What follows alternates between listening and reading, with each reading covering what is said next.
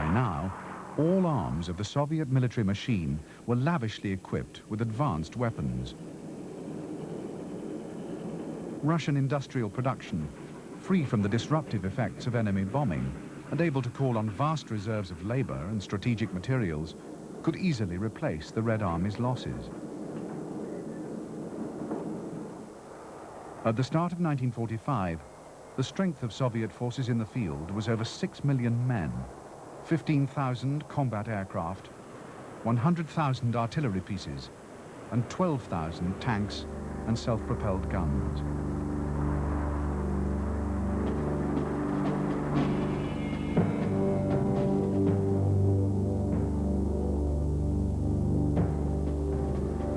In 1943, the T-34, once the finest tank on the battlefield, began to lose its edge against greatly improved German tank designs. In particular, the T-34's 76mm gun was no longer effective against the heavy armor of the latest Panzers. The answer was to upgun the T-34 to an 85mm weapon.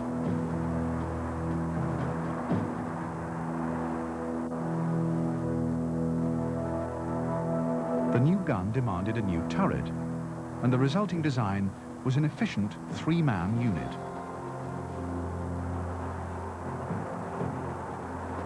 Crew capacity went up from 4 to 5, meaning that the tank commander could concentrate on tactics and leave the gunnery to a specialist. Additional improvements included a new 5-speed gearbox and increased armor thickness to 110mm on the front and 90mm on the turret. The new tank was a formidable weapon. Together with its parent, the T-34-76, the 85 would play a central role in the coming Soviet offensive.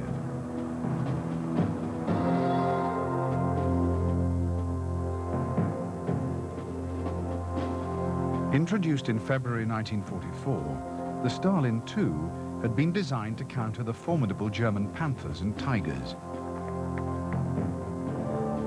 Although by German standards a medium tank, the Stalin was very heavily armored and mounted an enormous 122mm gun.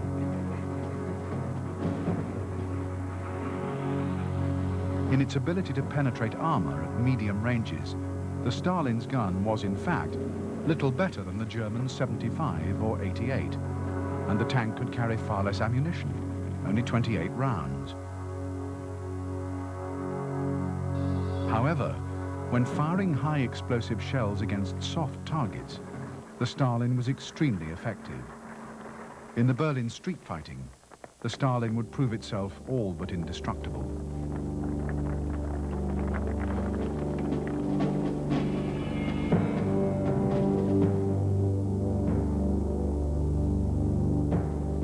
The Ilyushin-II Sturmovik ground attack aircraft was first introduced in mid-1941 and would go on in single and two-seat versions to become the most numerous aircraft in the Red Air Force and in the history of aviation.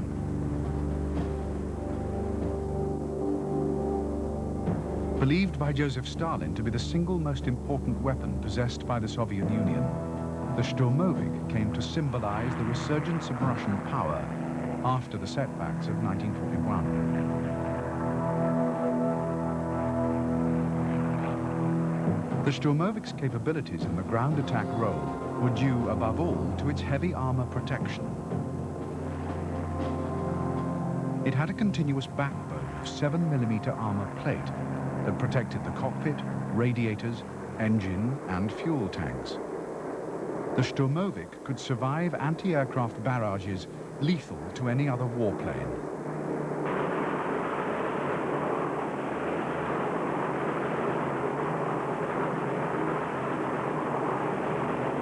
The Sturmovik's engine delivered its maximum power at low altitudes.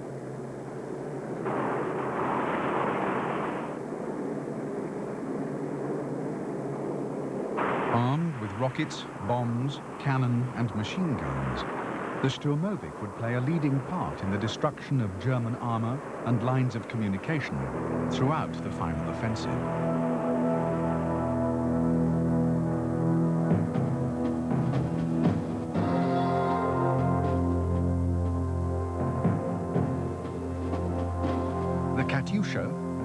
Little Kate multiple rocket launcher had been developed in the late 1930s and was first used in action in July 1941. Because of the peculiar sound it made on launching, the weapon was named Stalin's organ by German troops. By 1945, the Katyusha fired 132mm fin-stabilized rockets with 40-pound high-explosive warheads to a distance of 9,250 yards. The weapons could be mounted on 2.5-ton trucks, which had their cabs protected by steel blast deflectors, or in freestanding launchers, able to fire up to 48 rockets in a volley.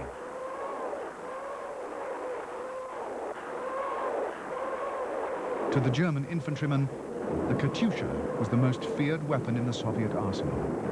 And although the rockets were none too accurate, a Katyusha barrage could lay waste a vast area of the battlefield, destroying everything in its path.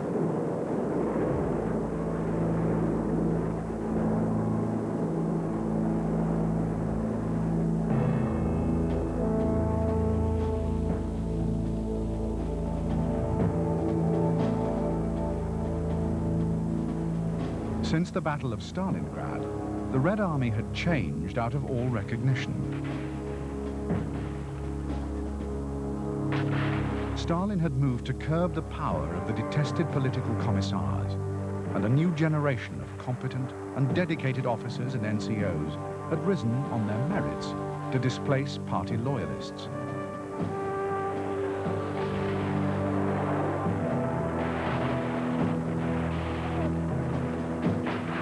As for the private soldier, even the German enemy had been forced to recognize that the men of the Red Army were not only courageous in battle, but also well-trained and extremely tough.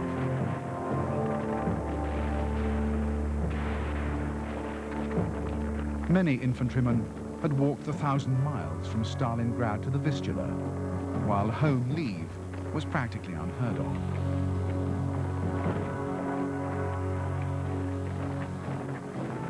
For the Red Army soldier, discipline was harsh and unrelenting.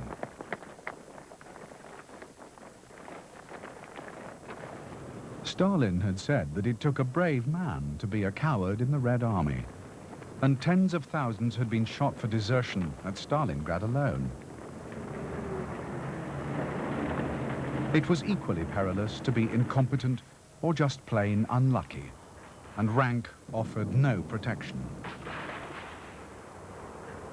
During the course of the war, 238 generals and admirals would be shot or would die in penal battalions for failing to deliver the expected results. For commanders living with such a threat, the lives of ordinary soldiers were of little account, and there was an indifference to casualties that shocked even the Wehrmacht. The Red Army's offensive tactics reflected the value it placed on the lives of infantrymen. Major attacks were often launched not with elite guards armies, but by shock armies of infantry who would be thrown at the defences in vast numbers to create gaps which the elite units would then exploit. Often the shock armies were themselves spearheaded by penal battalions, units made up of men who had committed military or civil crimes. Their missions were usually suicidal and could involve clearing minefields by marching across them in formation at gunpoint.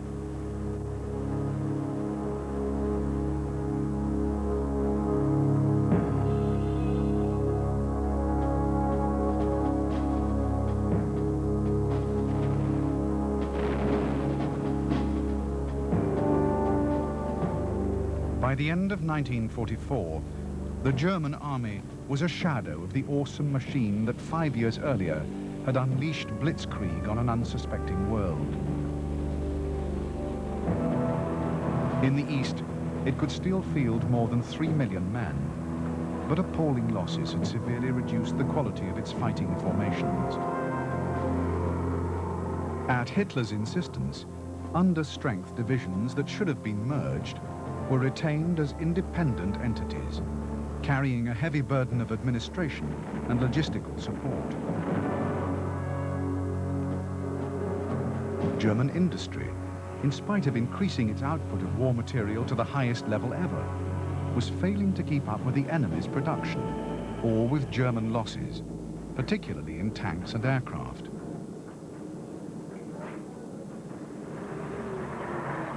A panzer division now had a theoretical strength of only 120 tanks, little more than a third of its 1939 complement. In reality, many had less than 60, and the German army was increasingly relying on cheaper, less effective, self-propelled guns.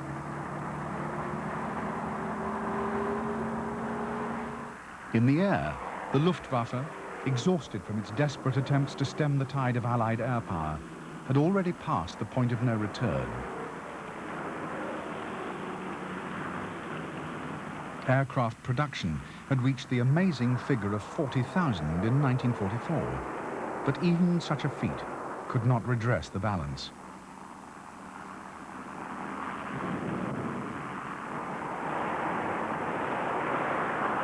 The Luftwaffe could still field fewer combat aircraft than it could in 1940. And to compound its difficulties, there was also a major fuel crisis.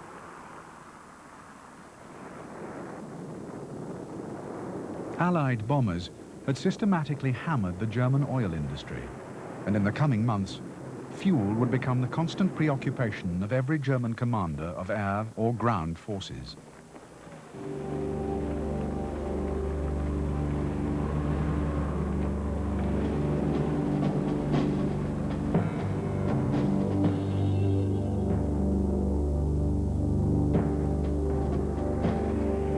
By late 1944, the Mark V Panther made up around half the strength of German armored divisions on the Eastern Front. The best medium tank deployed by any army in World War II, the Panther G incorporated many modifications suggested by tank crews in the field. In particular, the Panther's side armor had been increased in thickness, and the reliability of the tank's drivetrain had been greatly improved.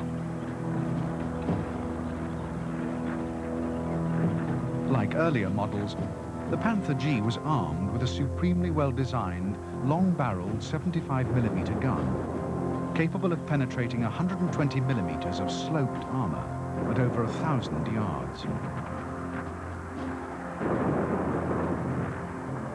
The Panther could carry a massive ammunition load of 81 rounds.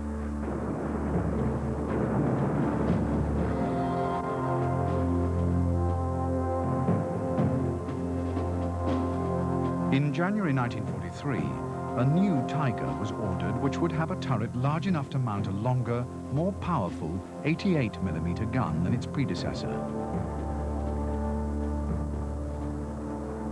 The King Tiger's hull design was similar to the Panther, well sloped for greater protection, while frontal armor was increased to an unprecedented 150mm.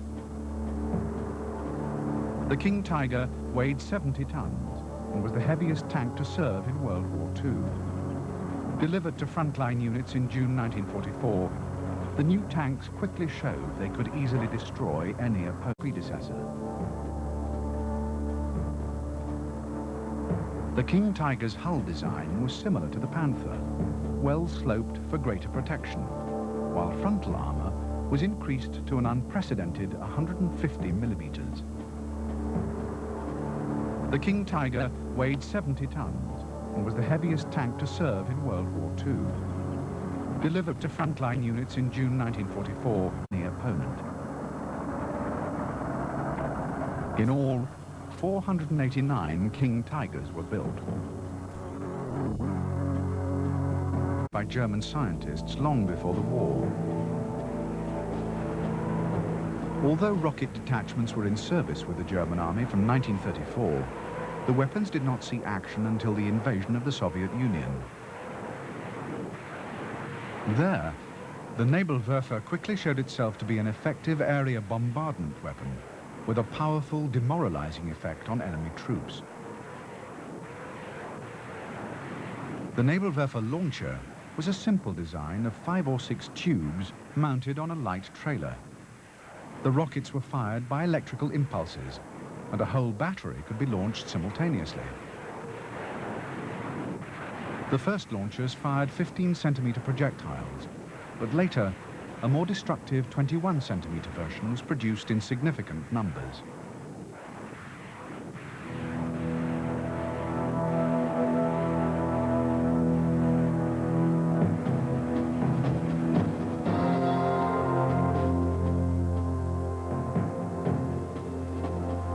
The Goliath was an expendable remote-controlled demolition weapon designed to attack bunkers, buildings, or even tanks with a high explosive charge. The first production model was battery-powered. Later versions were powered by a motorcycle engine and carried a heavier charge over a greater distance. The Goliath was connected to its operator by a 650-meter-long 3-strand wire rolled on a drum at the back of the chassis. 2 strands controlled track speed and steered the vehicle, while the other detonated the charge. In combat, the Goliath was maneuvered up to the side of the obstacle to be destroyed and triggered from a safe distance. Although the Goliath was used extensively on the Eastern Front and was moderately successful, particularly in built-up areas, it was extremely vulnerable to small arms fire.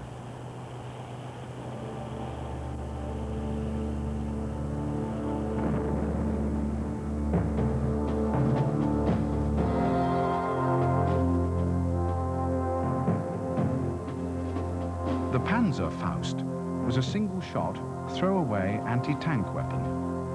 First produced in the summer of 1943, the device was a 120mm hollow charge stick bomb fitted into a tube which contained the propellant.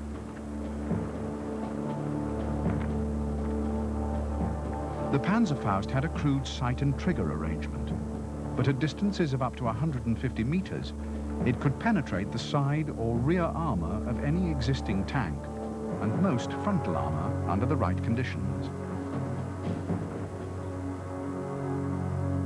Because of its cheapness, ease of use and light weight, anyone could be trained to use the Panzerfaust.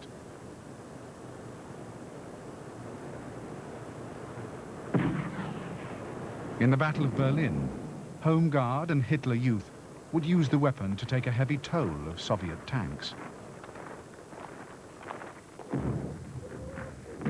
Germany's second infantry anti-tank rocket was the Panzer Schreck, introduced in August 1944. A copy of the American bazooka, the weapon fired an 88mm shaped charge projectile. The launching tube was reusable, and because of its shape, the weapon was known to German troops as the stovepipe. By the last months of the war, large numbers of Panzer Schrecks and Panzerfausts had been issued to tank destroyer battalions and Panzer Grenadiers. For the first time, the infantryman had become an extremely dangerous opponent for tanks, particularly in wooded or built-up areas where cover was good.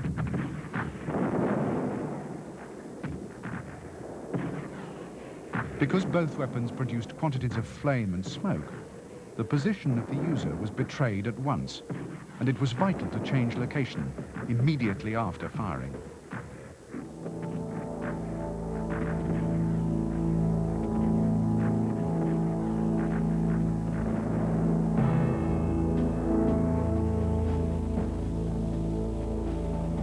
The MG-42, one of the most successful machine guns ever built, had been designed in 1937. The new technology of metal stamping was then still in its infancy and had never been used to make anything quite so intricate. The idea of stamping, pressing and welding horrified traditional gun makers, accustomed to producing weapons to the highest quality. But the finished machine gun successfully passed its last field trials in the autumn of 1941. Although crudely manufactured, the MG42 was extremely sturdy, had a very simple barrel-changing system and an exceptionally high rate of fire. In 1942, it was approved for mass production, each unit costing a quarter less than its predecessor, the MG34. When an example was first captured by the Allies, its performance amazed ordnance experts. The MG42 was a popular weapon with the troops of the Wehrmacht, but it did have some weaknesses. Its high rate of fire made it wasteful of ammunition, and it had a tendency to become unstable after prolonged bursts on automatic.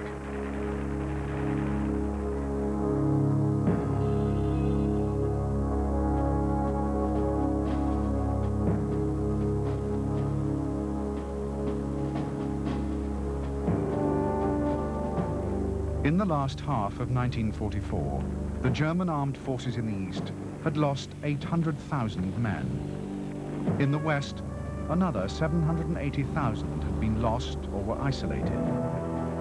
A vast reservoir of trained and combat-hardened soldiers had simply disappeared. Amongst the German population of military age, high-quality recruits were by now all but impossible to find. And with the Reich threatened from every side, there was little time for proper training. The army tried to make sure that raw recruits were led by experienced NCOs, but the policy was impossible to implement everywhere. The problem was compounded by Hitler's insistence on constantly raising new divisions.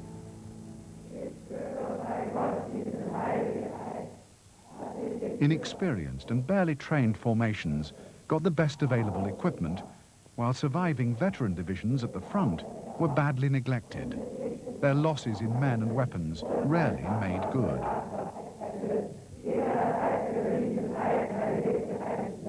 In one winter month, when 26,000 machine guns were delivered by German industry, only 1,500 went to frontline formations. The rest went to newly formed units.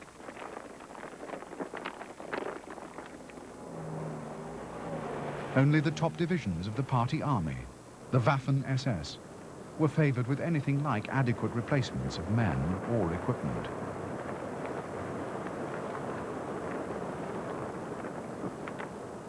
As Adolf Hitler's mistrust of the German army's officer corps had deepened, he had grown more and more convinced that party loyalty, fanatical obedience, and ideological purity were of far greater importance than professional competence.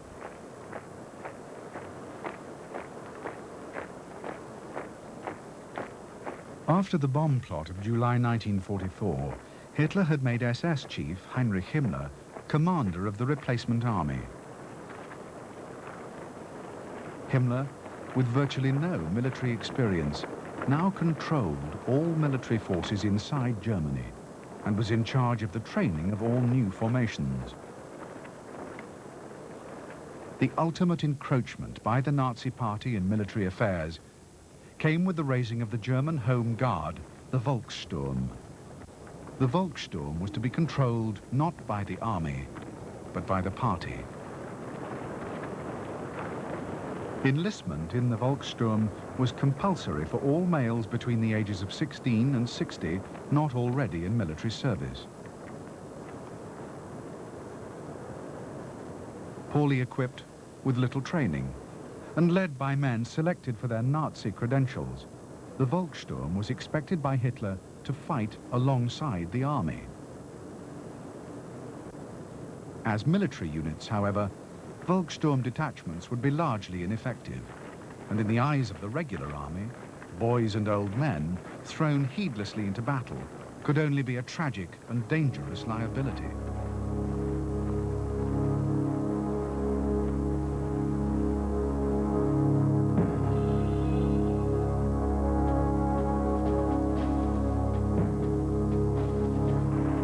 As As 1944 turned to 1945, the German army in the West was still embroiled in Hitler's doomed adventure in the Ardennes. The Führer continued to dismiss all warnings of an imminent Soviet offensive and was even planning another major attack on the Allies. The limit of his interest in the Eastern Front was the plight of the Hungarians. All warnings of an imminent Soviet offensive.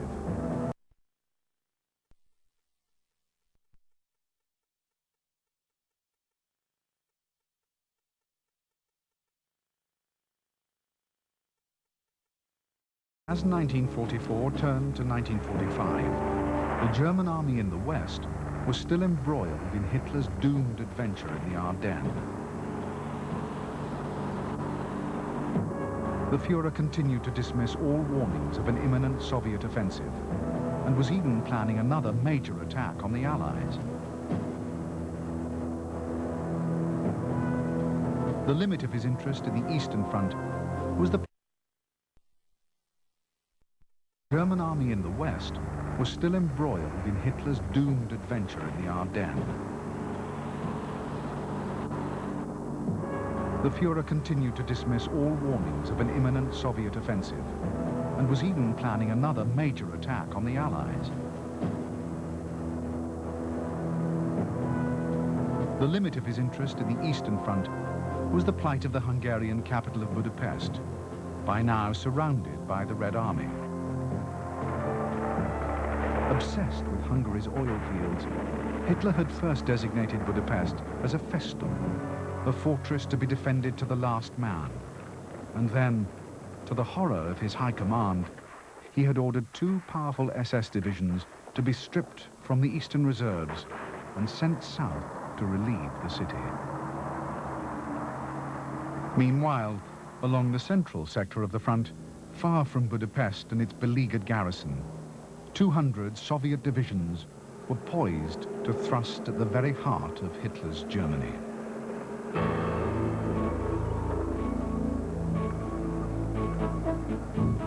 Battlefield will return in a moment. This is PBS, the Public Broadcasting Service. Next time on Nova, condors, scavengers of the sky. Indians worship them for their immortality. But are these living fossils in danger of extinction? Can a California breeding program save these ancient birds? A timeless symbol of life and death. Shadow of the Condor. That's next time on Nova. Extraordinary Birds, Tuesday night at 8. Robert Oppenheimer, father of the atomic bomb, through the words of those who lived it. There had been some speculation that it might be possible to explode the atmosphere, in which case the world disappears. And formerly classified footage witnessed the creation of the most powerful weapon in history, as well as the personal regrets that followed. We knew the world would not be the same. The day after Trinity. The First Atomic Bomb, Wednesday night at 9. This is KUHT, Houston Public Television. Turn to Battlefield, made possible by the Corporation for Public Broadcasting and by annual financial support from viewers like you.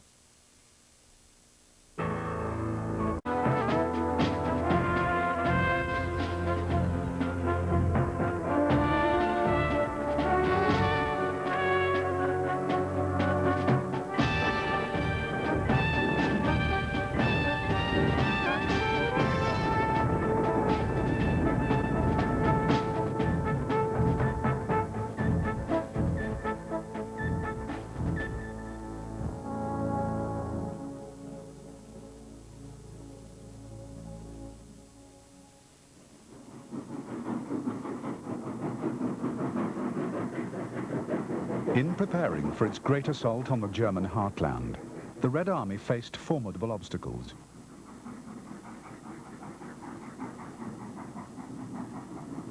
The jumping-off points were 3 bridgeheads the Soviets held on the west bank of the river Vistula, and the railway networks which could supply them had been shattered.